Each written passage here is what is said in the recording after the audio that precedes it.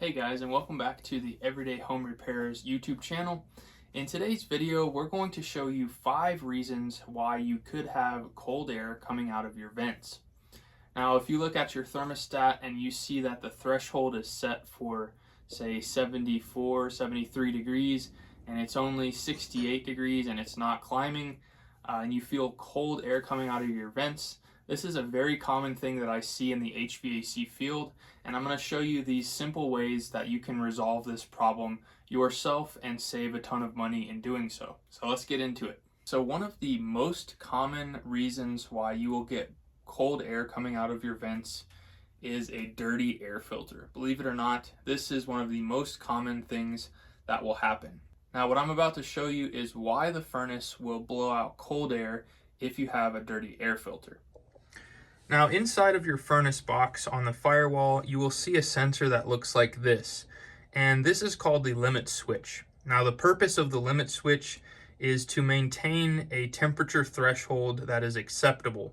Now, when the temperature gets above that temperature because of a dirty air filter that is restricting the amount of air going across the heat exchanger, what will happen is it will turn the burners off, and it will simply let the air go across the heat exchanger, cooling the heat exchanger over a few minutes, and in that time period, you might feel cold air coming out of the vents. Now, one thing to note with your limit switch is some of them have a little reset button here in the middle. And so sometimes that button will pop out and you have to manually reset the limit switch. So after your air filter is replaced, if your limit switch has a button like this, first of all, make sure that you turn the power off at the main power supply, the switch that's by your furnace, and then simply push in this little button and that will reset the limit switch. Now, as you can see on mine, it does not have a button there. This is the flame rollout sensor, but sometimes the limit switch will have a button and you'll have to manually reset it. So if you're having an issue with cold air coming out of the vents, the first thing you want to do is go ahead and change the air filter, reset the system by means of the switch at the furnace, and see if that resolves your problem. Now, the second reason why you could have cold air coming out of your vents is due to a dirty flame sensor. Now, in our maintenance video, we showed how to clean that flame sensor, and you can go back and watch that. But what will happen is the system will continue to try and ignite, and then it will fail because the flame sensor is not sensing a flame, and eventually it will go into this lockout mode where it will just continue to blow air and let you know that there is something wrong with the system. So if you've replaced your air filter, the next thing I would check is that flame sensor. Give it a cleaning, use a dollar bill, something that's not too abrasive, and see if that resolves your problem.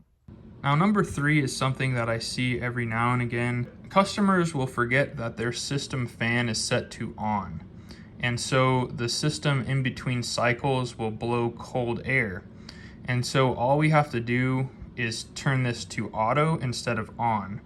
Now, this is an Ecobee and we don't have the auto or on position, but some other thermostats will have an on position and an auto for the fan.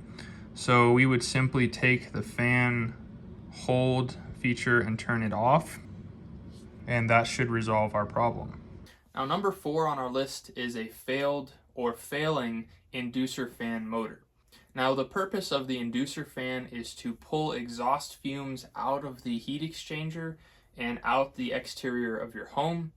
And when this fails, the system will turn off the flame because it's not able to pull out enough fumes out of the exhaust flue.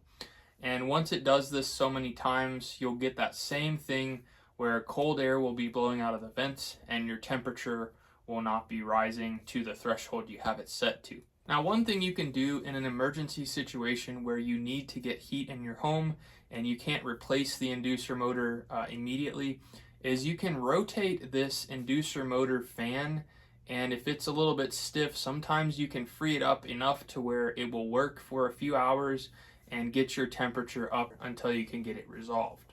Now, number 5 on our list is a cracked heat exchanger. Now, when you have a crack in your heat exchanger, what happens is you have your flames going into the heat exchanger, and the air that's being pushed across it can actually push the flame back out, causing the flame rollout sensor to trip. And when it does that, it will go into that failure mode where the fan will just stay on and let you know that there's a problem. Now, a cracked heat exchanger is probably not something that the average DIYer is going to want to diagnose and repair, but this is one of the common issues that I see as an HVAC technician. So if you've done these 4 steps and you still are having problems with cold air coming out of the vents, it hasn't resolved your problem, call a professional, have him check the heat exchanger and see what's going on with the system. Now, being as we're getting into the really cold winter months, the last situation that we want to find ourselves in is being in a power outage with no heat. Now, in this video, I'm going to show you how you can power this furnace with a car battery, believe it or not. So check this video out. We'll show you how to do it. And until next time, stay warm. Cheers.